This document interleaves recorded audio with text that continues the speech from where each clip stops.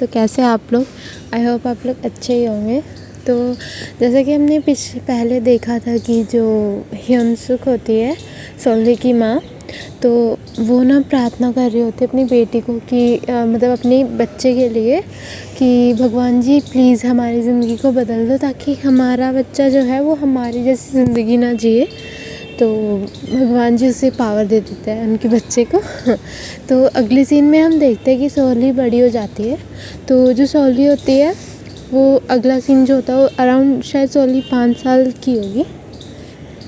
तो दिखाया जाता है कि सोल्ही और उनकी जो मदर होती है वो मार्केट आए होते हैं। तो जो सोल्ही को ना एक टॉय पसंद आ जाता है, तो वो अपनी माँ को कहती है कि मुझे ये खरीदना, आप ये मेरे लिए ख़रीद दीजिए। तो जो होती है सोल्ही की माँ होती है वो कहती है कि ठीक है मैं बाद में ख़रीद दूँगी, पर हमारी सोल्ही के पास तो पावर होती है। तो उसे पता चल जाता है कि जो माँ है वो झूठ बोल रही है, ये टॉय मुझे कभी नहीं मिलेगा। तो फिर अगला सीन दिखाया जाता है कि उनकी पूरी फैमिली सोल्ही की मदर और फादर और सोल्ही खुद डिनर कर रहे होते हैं। तो उनकी मतलब कंडीशन ठीक नहीं होती है ना, थोड़ा मतलब वो चीज़ों को मतलब वो एक्सपेंसिव चीज़ें ऐसे अफोर्ड नहीं कर सकते होते हैं। तो जो सोल्ही की माँ होती है वो उससे सोल्ही के फादर से कहती है कि मुझे कुछ स्पेशल खाना था बट हम खा नहीं सकते हैं, क्योंकि जो होते हैं सोल्ही की जो फादर होते हैं वो इतना अच्छा कमाते नहीं हैं। तो वो गुस्सा हो जाती है उनसे। तो वो अपने डैडी से पूछती है कि उनकी डैडी खुद कहते हैं अपने मतलब उनके जो पापा होते हैं वो खुद कहते हैं कि अभी थोड़ी देर में सब कुछ ठीक हो जाएगा। तो फिर हमारी सोल्ही को पता चल जाता है कि ये झूठ बोल रहे हैं। तो हमारी सोल्ही अब और बड़ी हो जाती है टीनेजर में। तो उनकी जो सोल्ही के पेरेंट्स होते हैं मतलब वो देख रही आ रही होती है कि वो दोनों लड़ते रहते हैं। तो उसने अपना ठान रखा है कि मतलब उसे अपनी ज़िंदगी से वो करना है, उसे अपनी ज़िंदगी को बेहतर बनाना है। तो एक दिन वो जब अपना टेस्ट देख रही होती है तो मतलब वो अच्छा परफॉर्म करना चाहती है, तो मतलब हमेशा। तो एक दिन वो टेस्ट देख रही होती है तो एक लड़की उसके पास आती है और कहती है कि मैं उसकी गर्लफ्रेंड बनना चाहती हूँ जब वो कॉलेज में जाए। तो तुम्हें बताना है कि वो सच में मुझसे प्यार करता है कि नहीं। मुझे पता है तुम ये काम करती हो, इसके बदले मैं तुम्हें रुपए भी दूँगी। जब सोल्ही ये सुनती है तो उसे एकदम ऐसा लगता है कि जिस चीज़ के लिए मैं इतनी पढ़ाई कर रही हूँ वो मुझे मेरी पावर से भी मिल सकती है, तो इतना ज़्यादा मुझे अपनी पावर का यूज़ करना चाहिए।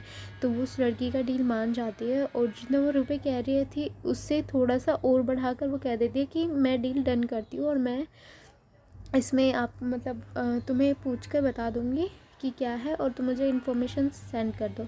तो अगला सीन दिखाया जाता है कि सोल्ही एक कैफ़े में आती है। तो वो किसी का वेट कर रही होती है क्योंकि उसका एक कार्ड होता है, वो एक शमन बन जाती है क्योंकि वैसे तो उसकी पावर कोई भी बिलीव करेगा नहीं। तो एक आदमी उसके पास आता है और कहता है कि मेरे क्लाइंट के पास बहुत रुपए है तो तुम मेरी क्लाइंट के लिए काम करो।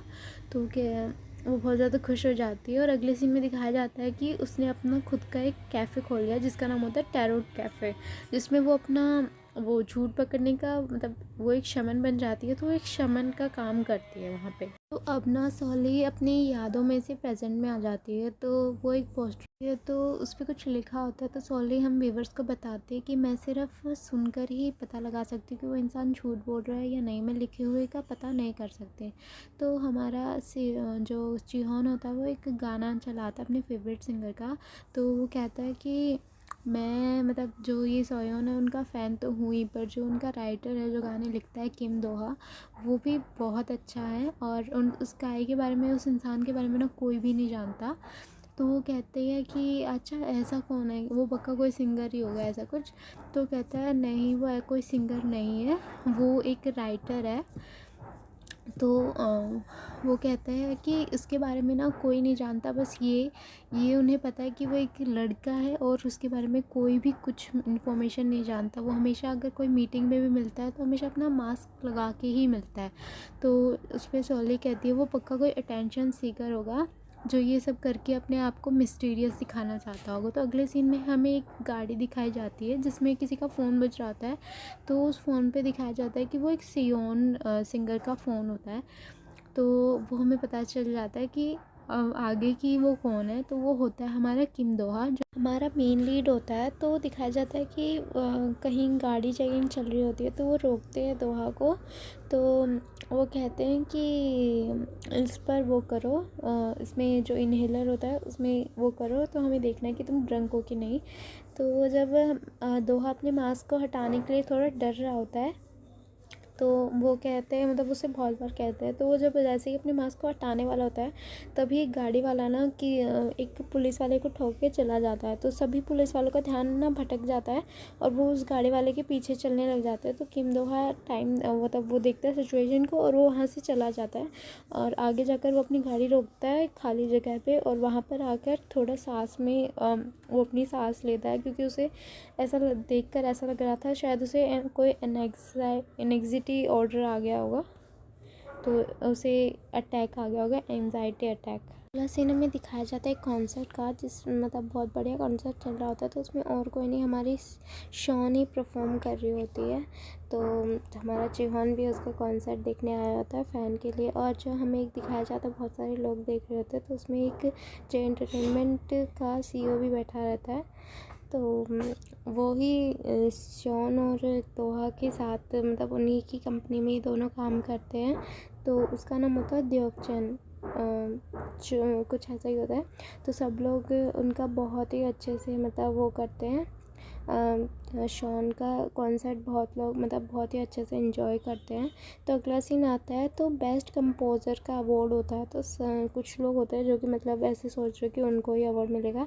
तो धीरे धीरे 2 MC आते हैं और वो मतलब अवार्ड का वो करते हैं कि मतलब कौन है बेस्ट कंपोज़र। तो हमारा वो और कोई नहीं होता, वो किम दोहा आता है।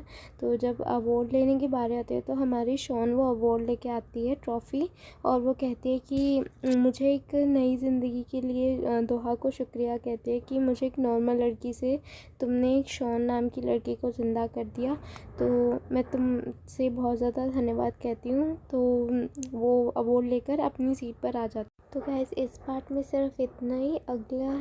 अगले और एपिसोड देखने के लिए अगला पार्ट आएगा, तो प्लीज़ चैनल को सब्सक्राइब, शेयर एंड लाइक कर देना।